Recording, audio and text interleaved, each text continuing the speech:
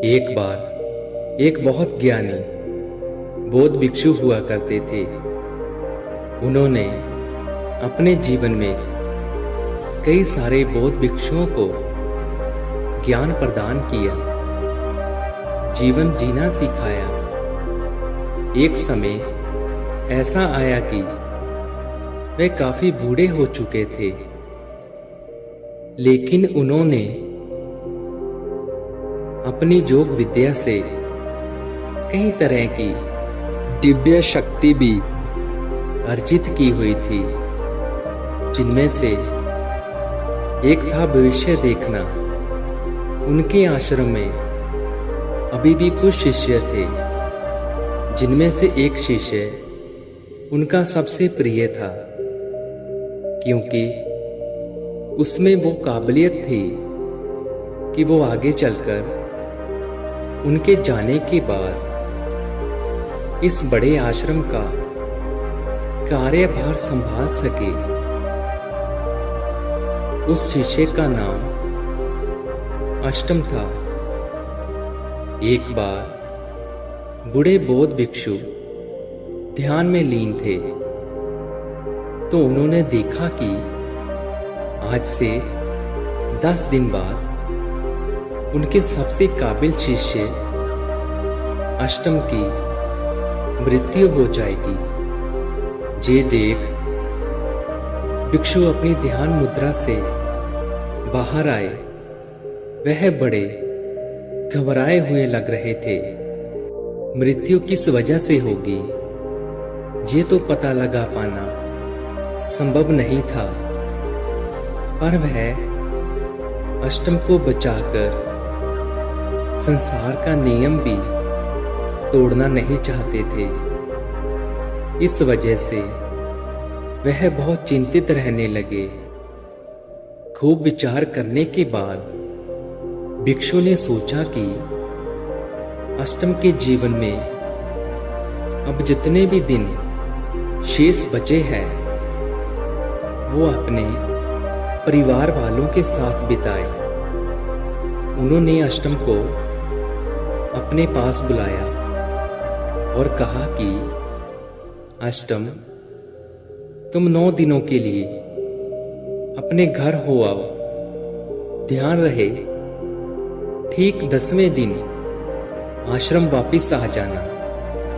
ये सुन अष्टम बहुत खुश हुआ। अष्टम के मन में ये सवाल भी आया कि आखिर गुरुजी मुझे अचानक घर जाने को क्यों बोल रहे हैं। लेकिन उसने गुरुजी से सवाल करना उचित नहीं समझा, इसलिए उनके आदेश का पालन करते हुए सुबह सूर्य निकलने से पहले ही गुरुजी के पैर छूकर विदा लिया और घर की तरफ निकल गया।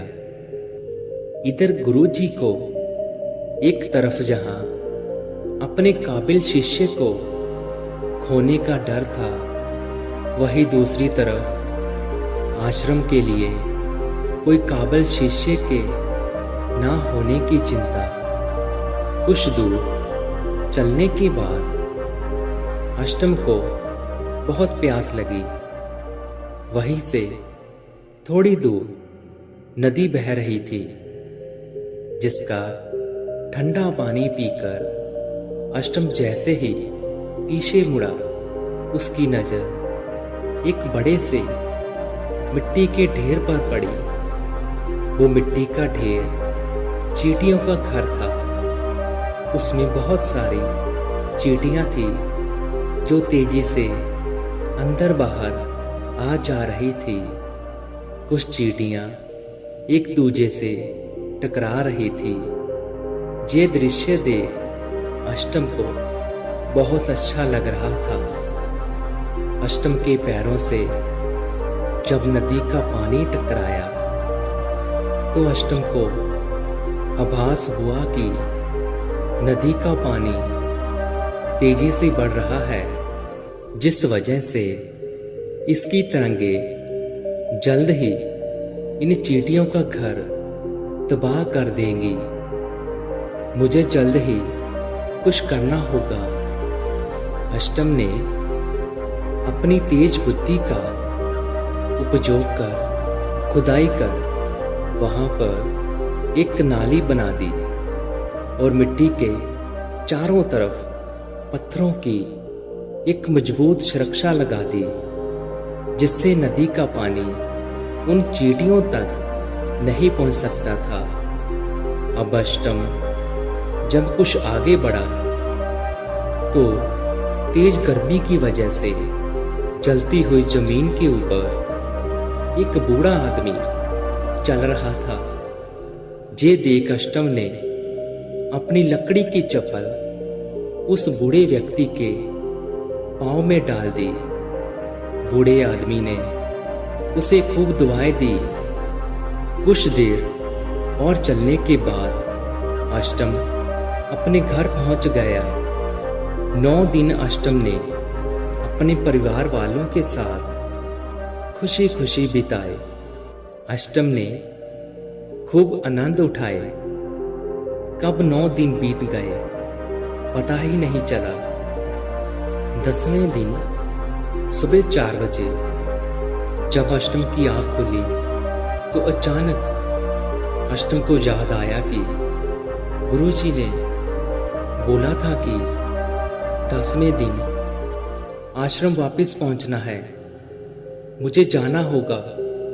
ये बोलकर अष्टम ने परिवार वालों से विदा लिया और आश्रम की ओर चल दिया।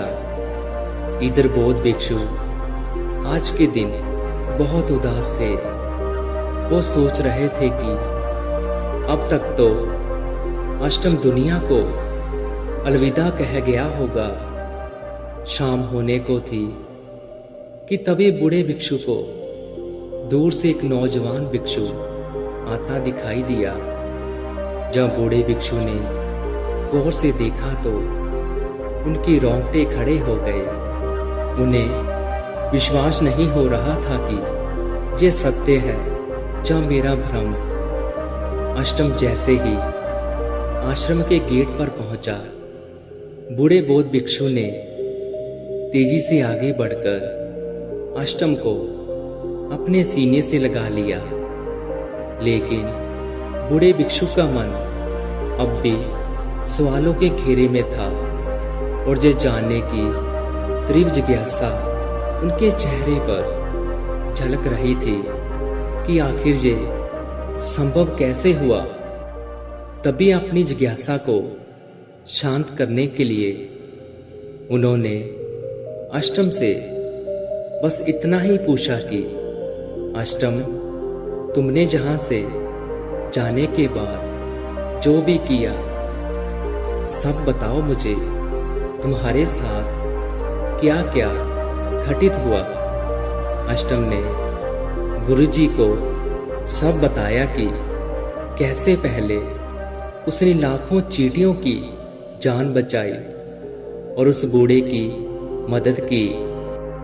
ये सब सुन बूढ़ा भिक्षु समझ गया कि अष्टम की अकाल मृत्यु कैसे टली और उसका जीवन काल कई वर्षों के लिए कैसे बढ़ गया। दोस्तों, कैसे निस्वार्थ सेवा और परोपकार की भावना ने अष्टम का जीवन काल बढ़ा दिया। दोस्तों, यहाँ पर कहानी का ये मतलब बिल्कुल नहीं है कि आप अच्छे और पुण्य कर्म करके अपनी मृत्यु को टाल दोगे। हाँ, ये सत्य जरूर है कि दिल से निकली दुआएं और पुण्य कर्मों से जीवन के बड़े से बड़े दुख कष्ट कट जाते हैं। दोस्तों, पुण्य कर्म की शक्ति से हमें जीवन की एक बहुत ही अनमोल सीख मिलती है। निस्वार्थ भाव से की गई दूसरों की मदद, परोपकार की भावना, इंसानियत का फर्ज कैसे मनुष्य के दुख और पापों को काटकर उसे एक सुखी जीवन प्रदान करता है।